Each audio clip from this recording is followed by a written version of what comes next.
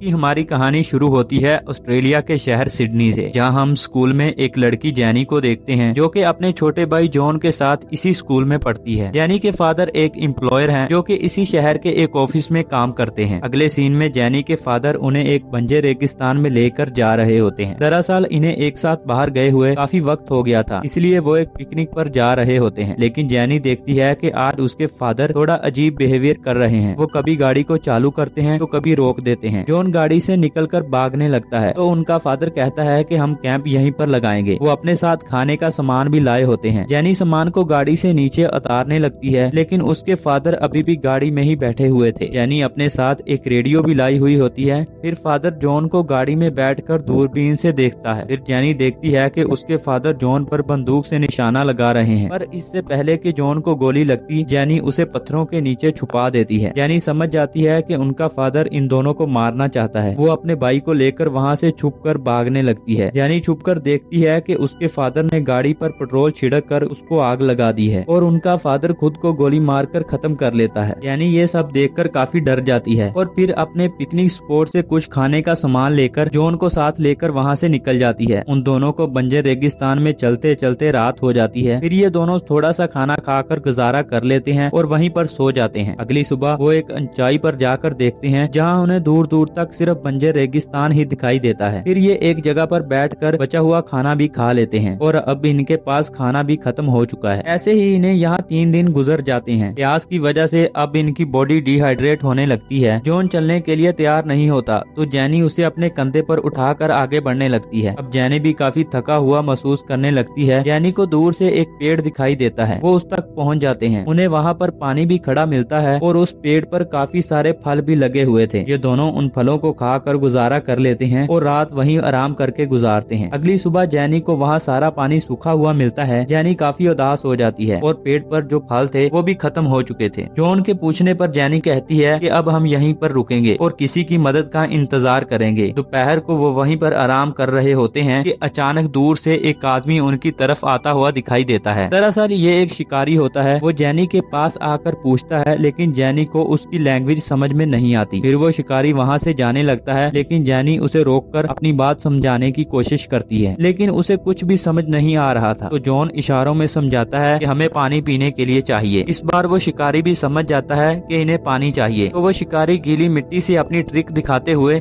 इन दोनों को पानी पिलाता है। फिर ये दोनों भी उस शिकारी के साथ आगे बढ़ जाते हैं। आगे चलकर वो शिकारी एक कैंगरू का शिकार करके मीट बनाता है। जॉन के पास एक खिलौना था जो कि ब्रिटिश सोल्जर जैसा लग रहा था, तो वो शिकारी उस खिलौने को दूर फेंक देता है क्योंकि इसे ब्रिटिश सोल्जर से सख्त नफरत है। खाना खाकर ये तीनों वहाँ काफी देर खेलते हैं और मस्ती वगैरह करते हैं। गर्मी की वजह से जॉन की पीठ पर छाले पड़ गए हैं, मगर वो शिकारी उस मरे हुए कैंगरू का खून इसकी पीठ पर लगा देता है, जिससे ये जल्दी ही ठीक हो जाएगा। फिर वो शिकारी इन्हें एक लकड़ी की छतरी भी बनाकर देता है ताकि ये धूप से बच सकें। जॉन उस शिकारी से इशारों में बातें करने लगता है और वो शिकारी भी अब जॉन की बातों को समझने लगा है। फिर वो शिकारी आगे चलकर एक दीवार पर कुछ सिंबल्स बनाता है ताकि इन्हें अपनी सिविलाइजेशन के बारे में समझा सके। जैनी को लगता है कि शायद वो पहला इंसान है जिसने हम जैसे गोरे लोगों को देखा है। इसके बाद जैनी पास के तालाब में तैरने लगती है और वो शिकारी शिकार करने लगता है। थोड़ा दूर जाकर इन्हें एक वेदर बालून मिलता है और हम देखते हैं कि थोड़ी दूर ही एक रिसर्च टीम काम कर रही है जिनके बारे में इन्हें कुछ भी मालूम नहीं। फिर वो लड़का इन्हें एक फार्म पर लेकर जाता है और वो फार्म भी पूरी तरह से खाली होता है। यहाँ वो लड़का जैनी से बहुत सारी बातें करता है, लेकिन जैनी को कुछ भी समझ में नहीं आता। शायद वो जैनी को पसंद करने लगा है। फिर वो लड़का जॉन को साथ लेकर शिकार करने निकल जाता है। शिकारी वहाँ एक भैंसे को पकड़कर जमीन पर पटक देता है। तभी वहाँ पर ट्रक से काफी सारे गोरे आ जाते हैं। वो काफी सारी भैंसों को शूट कर रहे थे। शिकारी लड़के को ये सब बिल्कुल भी अच्छा नहीं लगता। वो मायूस होकर वहाँ फार्म पर चला जाता है। जैनी उसे आवाज देती है मगर वो नहीं सुनता। फिर वो लड़का एक जगह पर जाता है जहाँ काफी सारे भैंसों की हड्डियाँ पड़ी हुई थी। वो उनके बीच में ही सो जाता है। वो हड्डियों की राख से अपनी बॉडी को बेंड कर देता है। फिर वो फार्म पर वापस आकर जैनी के सामने डांस करने लगता है। शायद वो जैनी को इम्प्रेस करने की कोशिश कर रहा था, मगर जैनी उससे डरकर छुप जाती है। फिर रात को जैनी जॉन से कहती है कि सुबह होते ही हम यहाँ से निकल जाएंगे। अगली सुबह उन्हें शिकारी लड़का कहीं भी दिखाई नहीं देता। फिर ये दोनों अपनी यूनिफॉर्म पहनकर वहाँ से निकलने लगते हैं। इन्हें फार्म के बाहर एक पेड़ पर लटकी हुई उसी शिकारी लड़के की लाश दिखाई देती है। दरअसल उसने अपनी जान ले ली होती है। फिर ये दोनों वहाँ से निकलकर एक सड़क पर पहुंच जाते हैं। आगे रेगिस्तान में उन्हें एक माइनिंग एरिया दिखाई देता है। वहाँ एक आदमी जैनी की मदद करता है। फिर हम कुछ सालों के बाद जैनी को उसी अपार्टमेंट में देखते हैं जहाँ वो रहती थी, और अब वो काफी बड़ी हो गई है और उसने शादी भी कर ली है। लेकिन जैनी अभी भी उसी शिकारी लड़के को बहुत मिस करती है। इसी के साथ हमारी आज की कहानी हो जाती है खत्म। कहानी आपको कैसी लगी हमें कमेंट्स में जरूर बताइएगा। मिलते हैं अगली वीडियो में। Take care, good